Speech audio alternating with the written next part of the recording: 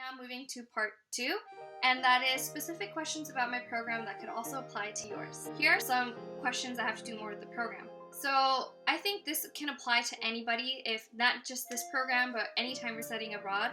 How long did it take you to adapt to both countries? So in this case, Spain and Italy.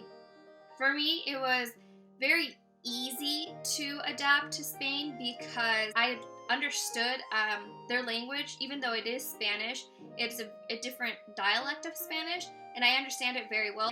So personally for me, it was very easy. And as for Italy, in Italy, you'd be surprised. I studied in Rome, and most of the people speak English there, even if it's like very broken up, but they speak English. You're not going to find a place that people don't speak English, because English is a universal language and they know that it's going to be a tourist site.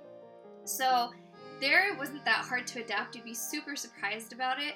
But as far as Spain, if you don't speak Spanish, because less people speak English there, don't worry about it. You'll find really nice people that will help you no matter what.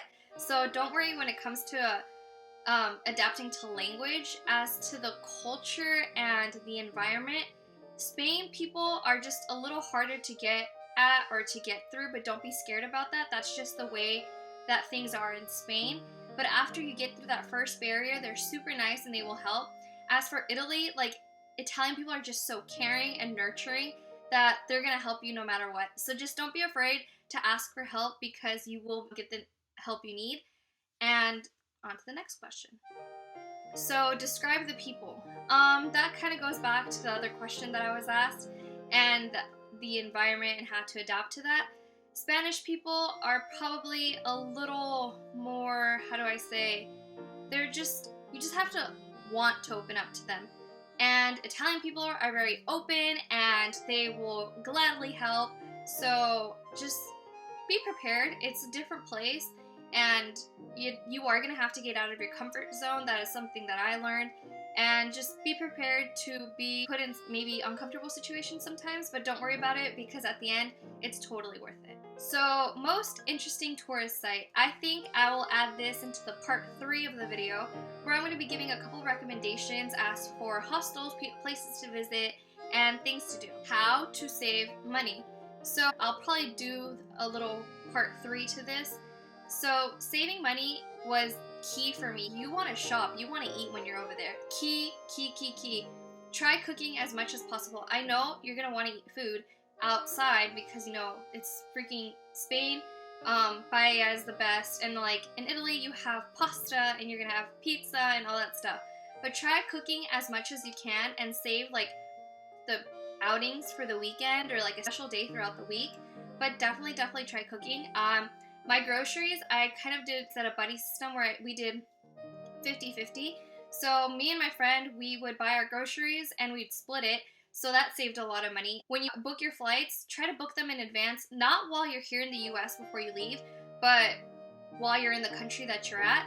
Try booking everything as soon as you can, because the further away you book your flight, just like you do here, you're going to save money. Get a Metro Pass. Once you get the monthly Metro Pass, you're solid, because you won't have to be worrying about buying every time you get on the metro, and that's just going to save you a lot of money. So yeah, those are a couple tips on how to save money.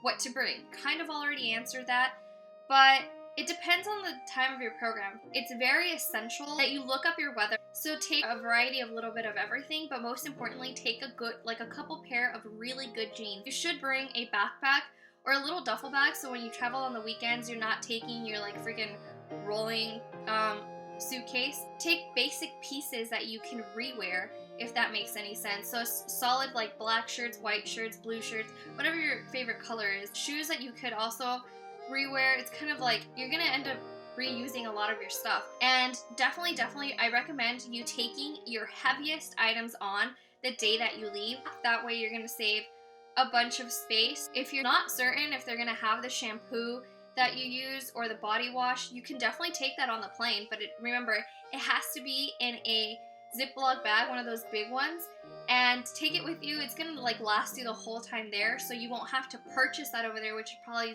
it's gonna cost more. You are allowed to take nail polishes for you girls, so if you want to take a couple bottles to take it with you, definitely do that, because I mean, your nails have to look good, right? You can take tweezers, you can take all that as long as it goes underneath the plane. Take a good coat, a good coat. You never know, the weather changes so drastically in Europe, but if you're going elsewhere, just make sure you know your weather. But if you are traveling to Europe, even in March and April, it still gets very cold, so do that. So I kind of answered this earlier. How do you talk to people if you don't know their native language? And in this case, in Spain, like I said, there are less people that speak English, but you will find people, because it is a tourist site, you will find people that speak English. And as far as Italy, almost everybody speaks English, so you have nothing to worry about. But try learning the basic, like please, thank you, food, bathroom, because most signs actually are in English. And as long as you have those keywords set, I think you'll be fine. So you won't feel completely lost. And trust me, you won't be, because it's all an adventure. Another question, did I have to travel alone because nobody else in the group wanted to travel?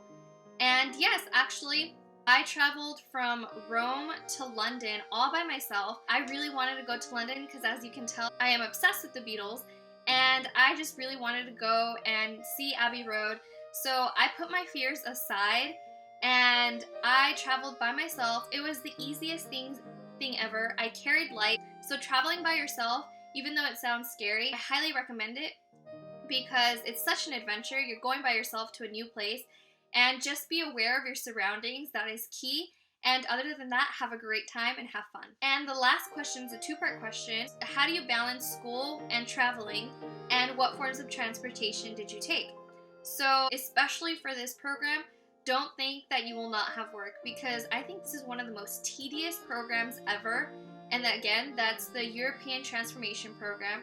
And it's super tedious. You get a lot of work. I actually took 20 units, but the good thing is they're going to give you a calendar. They're going to give you a schedule. You'll know when things are due. It's no surprise, nothing like that. I think like once in a while you'll have a pop quiz, but that's about it. So be on top of your game. And as long as you have your work done, you'll be fine. There is so much time to travel, even though at the beginning when you get your schedule, you feel so overwhelmed and you're like, how am I going to travel elsewhere? Some people stayed in the cities that we went to and didn't explore anymore because they wanted to enjoy where we were, and I completely respect that.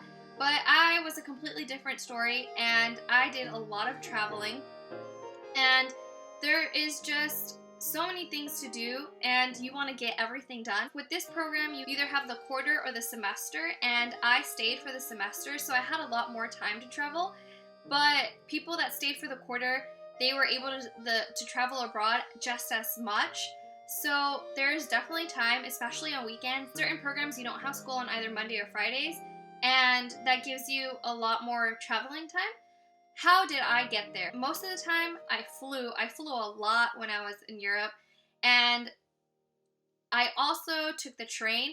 Taking the train is a lot easier in Italy. You can take buses when you're in Spain to like closer cities. So the biggest way to travel is on a plane, then it's by train, and then it's by bus. So thank you for watching part 2 of this 3-part series. If you haven't watched part 1, linking it down below. And if you want to see more, just stay tuned.